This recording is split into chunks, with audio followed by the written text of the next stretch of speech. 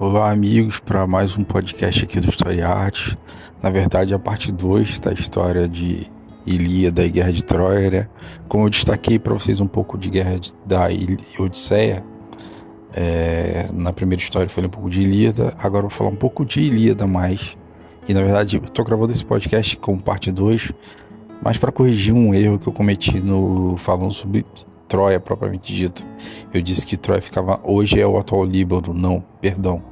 Troia hoje é a Turquia, tá? É a atual Turquia. Apesar de serem povos árabes, né?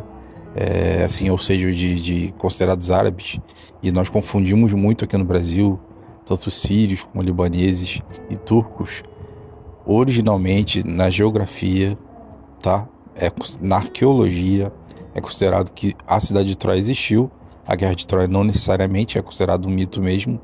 Não houve Guerra de Troia, não há registros arqueológicos que comprovem isso, ou históricos que comprovem isso, a Guerra de Troia. Porém, Troia realmente existiu e é a atual Turquia e não o Líbano, como eu disse no áudio anterior, tá bom? Só para corrigir, por isso estou gravando principalmente esse áudio 2 sobre os livros de Homero, né, do poeta Homero.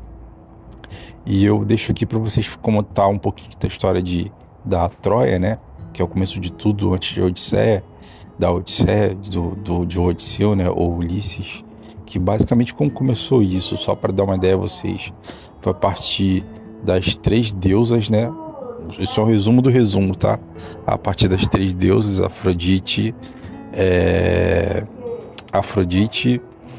a Atenas e Hera, e elas queriam saber quem era mais bela, por causa de quê? Por causa de um pomo, conhecido como pomo da discórdia, que foi recebido, ou seja, uma maçã de ouro, que foi recebido no Olimpo, e esse pombo seria para a mais bela, e elas se consideravam as mais belas, e elas foram para a Terra, vieram para a Terra, para perguntar a Paris, que era, no caso, o jovem, né, que já vivia com uma ninfa, né, uma ninfa não era bem uma deusa, mas, vamos dizer, como eu posso dizer que seria uma ninfa, ela não é humana, mas também não é uma deusa.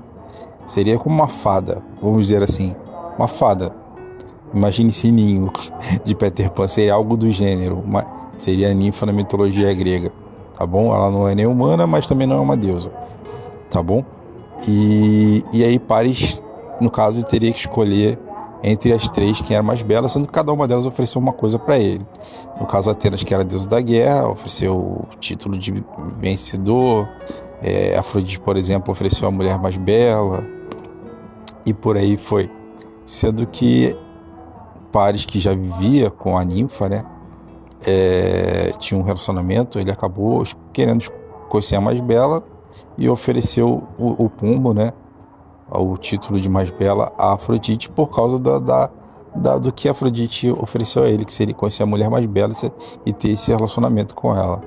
E aí a ninfa, coitada, ficou de lado, e ele realmente veio conhecer a mulher mais bela naquela época, na história do mundo, que era Helena. Helena, que já era casada com o rei de Esparta, que era Menelau. E quando há um relacionamento entre os dois, um relacionamento extraconjugal, né, acaba que o Paris foge com Helena para Troia, e aí está arquitetada a futura guerra de Troia, a união entre Menelau, que é o rei de Esparta, com Agamenon, o irmão dele, e outros reis e mais outros poderosos. E assim se dá a guerra de Troia, só para comentar com vocês essa questão, tá bom? Pra vocês terem uma ideia da história da Guerra de Troia, a parte 2, para poder comentar. Tá bom, gente? Então é basicamente isso. E como eu já desejei a vocês, Feliz Natal, Feliz Ano Novo. E terminamos aqui essa parte 2 sobre a história da Ilíada e a Guerra de Troia, mas para corrigir mesmo aquela questão em especial do que eu havia comentado, né? Como é áudio, não tem como corrigir uma vez gravado. Então gravando aqui mais essa parte 2 para fecharmos a segunda temporada do canal História e Arte, sobre a história de Ilíada e Guerra de Troia, ambos do poeta Homero, e vale muito a pena ler esses livros ou ver os filmes, que também existem várias adaptações, mas o livro é sempre mais completo, então é bem legal, tá bom? Um abraço a todos aqui do professor Marcos Paulo, do canal História e Artes.